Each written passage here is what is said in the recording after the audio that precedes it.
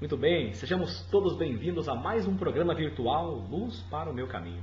Eu gostaria de mandar um grande abraço, e desejar também um feliz ano novo de 2009, cheio de sucesso e realizações a todas as pessoas que nos acompanham no Brasil, em outros países, são tantos, graças a Deus, Na Itália, na Irlanda, nos Estados Unidos, em Portugal, nossos irmãos portugueses, no Japão, o grupo de jovens Hamamatsu do Japão. Enfim, nosso abraço e um ano de 2009 maravilhoso para todos vocês. Que possamos crescer na Palavra de Deus no decorrer de 2009 e também crescermos juntos a nossa amizade aí, partilhando sempre que possível a Palavra de Deus por esse meio maravilhoso que é o meio virtual, o mundo da internet. Mas nós estamos aí numa solenidade linda, vamos direto ao assunto. Dia da Sagrada Família. Família tão importante, a base estrutural de toda a sociedade, do planeta. Até os ateus admitem isso, Se nós não quisermos que o mundo se arruíne, nós temos que preservar a família. Até os ateus dizem isso. Família é tão importante, o lugar onde o ser humano aprende os primeiros passos do amor, os primeiros gestos do amor. Se o ser humano foi muito amado na família, terá grande chance de aprender a amar os outros, de conservar amigos para toda a vida e de saber educar seus filhos e encontrar a esposa ideal. Como o salmo desse final de semana nos fala, Se você teme a Deus e trilha seus caminhos, a sua esposa é uma videira bem fecunda no coração da tua casa e os seus filhos são como rebentos de oliveira ao redor da tua mesa. A promessa de Deus no salmo, Família, tão importante que o próprio Deus quis ter uma. Que coisa bonita, Eu fico pensando, nós podemos olhar para a Sagrada Família, Maria, José, Jesus. José com a sua profissão, José que não era o homem das letras, mas um carpinteiro artesão, um humilde artesão, que trabalhava noite e dia para sustentar Maria e José. Maria, Jesus, Maria, Jesus, seu filho, obedientes a José. José, pai adotivo de Jesus, esposo que assumiu a Virgem Maria. Que coisa bonita, porque a gente está acostumado assim na nossa sociedade, a valorizarmos as grandes coisas, a colocarmos holofotes nos grandes acontecimentos, sobretudo no meio dos mass media. Mas Deus quis ficar 30 anos no anonimato, vivendo com seu pai, com a sua mãe. Deus preferiu, em vez dos holofotes, apenas 3 anos que ele se dedicou à vida pública, mas décadas e décadas quis ficar no seio da sua casa, exercendo a profissão de seu pai. Jesus, que há pouco celebramos no Natal. Jesus se identificou tanto com seu pai adotivo, José, que ele era conhecido no Evangelho como o filho do carpinteiro. Isso acontece muito com a gente, Meu pai trabalhou muito tempo na Cianê com tecidos, É o filho do homem da Cianê. É assim que eu era conhecido. E quantos, cujos pais eram policiais, o filho do policial. Interessante que Shakespeare nos fala que com o tempo você descobre ou descobrirá que há muito mais de seus pais em você do que você podia imaginar. Até mesmo o ateu Freud, Carl Gustav Jung também, vocês psicanalistas dizem que se nós não tivermos uma boa identificação com o nosso pai, com a figura masculina, sobretudo o menino, nós teremos graves problemas na vida futura, inclusive de relacionamento. Se a menina também não tiver uma ligação forte com a sua mãe, uma identificação com a sua mãe, e negá-la profundamente, ter vergonha da mãe, ou o menino ter vergonha do seu pai, correrá sérios riscos de ser uma pessoa frustrada na vida e até de ter mesmo uma sexualidade conturbada. E é por isso que na primeira leitura de hoje nós escutamos: filho, não tenha vergonha do seu pai. Não humilhes também quando ele estiver velhinho, perdendo a lucidez. Então, com a Sagrada Família nós aprendemos que é necessário que cada um, que pai, que mãe e filho, saibam respeitar o espaço de cada um, Mas ao mesmo tempo nós aprendemos que Jesus tinha muito, apesar de ser Deus, que aprender com José, e muito, apesar de ser Deus, que aprender com Maria, sua mãe. E fico imaginando quantos ditos populares Jesus não aprendeu com Maria, Vendo Maria mexer a massa, colocar fermento na massa.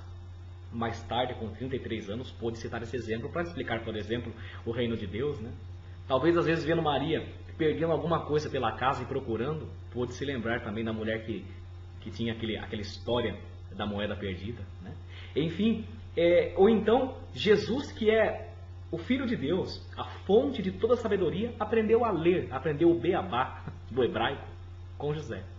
Imagina, Deus aprendendo a ler com o carpinteiro. Que coisa bonita, né? O nosso Deus é capaz de fazer isso para nos mostrar que nós precisamos dos nossos pais e que os pais precisam de seus filhos. Agora veja bem, minha gente, tomemos sempre muito cuidado para nós, por excesso de zelo, não nos sentirmos donos de nossos filhos. Esses dias eu estava lendo um livro que é um best-seller mundial, chamado assim, Adolescentes Aprendem o que Vivenciam, né? E nesse best-seller a psicóloga dizia uma coisa muito interessante. Ela falava assim: pais, seus filhos não existem para realizar os seus sonhos. Fecha aspas. Maria teve que aprender a cada dia que a missão de Jesus era muito maior do que ela pensava, né? E José também teve que ir descobrindo a missão de seu filho. Quem sabe José talvez não tivesse sonhado que seu filho fizesse outra coisa, mas não. Teve que aprender a respeitar a missão que seu filho tinha. Pais, respeitem também a missão dos seus filhos. Às vezes um pai foi juiz e quer necessariamente que a sua filha, que seu filho seja juiz, juíza. Foi médico, quer que seu filho seja médico também, que sua filha seja médica. Calma. Os seus filhos não existem para realizar os seus sonhos. Eles têm os sonhos deles. Agora, por outro lado, nós, os filhos, né? Nós, os filhos, também temos que saber compreender que nós devemos, pelo menos até os 18 anos, darmos satisfação para a nossa vida, de nossas vidas para os nossos pais. Todos nós nos lembramos do que aconteceu lá, quando o menino Jesus se perdeu numa caravana, estava deixando os doutores da lei de boca aberta com a sua sabedoria, né? Todo mundo gostava de escutar como que podia ser um menininho daquele tamanho tão inteligente, falando da Torá, falando de teologia, deixando os doutores boca abertas. E Maria e José procurando Jesus que tinha perdido. E vocês percebam que Maria falou: filho, poxa, a gente procurou você por toda parte. Jesus responde: mãe, eu sei que vocês gostam de mim, né? Como se dissesse assim, mas respeitem, por favor, também a minha missão, né? E como se dissesse: tá bom, da próxima vez eu aviso. Quantas e quantas vezes isso aconteceu na família da gente? Às vezes jovens e jovens que saem de casa, passam a noite na balada, a mãe fica desesperada ligando no celular, que só dá caixa postal, não é? E não conseguem falar com os filhos, e quando os filhos chegam de madrugada, às vezes os pais estão acordados, e a mãe fala: filho, nós ficamos acordados a noite toda esperando você. Então é necessário que nós, olhando para a Sagrada Família, aprendamos que toda família também tem conflito. Família que não tem conflito, que não tem discussão, não é família. Uma vez um jovem me procurou, me perguntando assim: padre, eu sou tão assim chucro com os da minha casa, sabe? Com os de fora eu sou um cavaleiro, mas com os de dentro eu sou tão assim grosso, eu queria ser mais paciente. E eu falei para esse jovem: olha, isso é uma triste constatação, mas você sabe por que é que nós somos mais cavalheiros com as pessoas de fora e cavalos com os de dentro? Ele falou: não, por quê, padre? Porque os de dentro, a gente sabe que a gente pode ser um mala sem alça, um chato, que eles vão nos suportar, porque corre sangue nas nossas veias. Agora o nosso patrão, a primeira pisada de bola que a gente der com ele, ele nos chuta para fora. Deveria ser o contrário. Eu termino dizendo, deixando essa mensagem para todos nós, não é?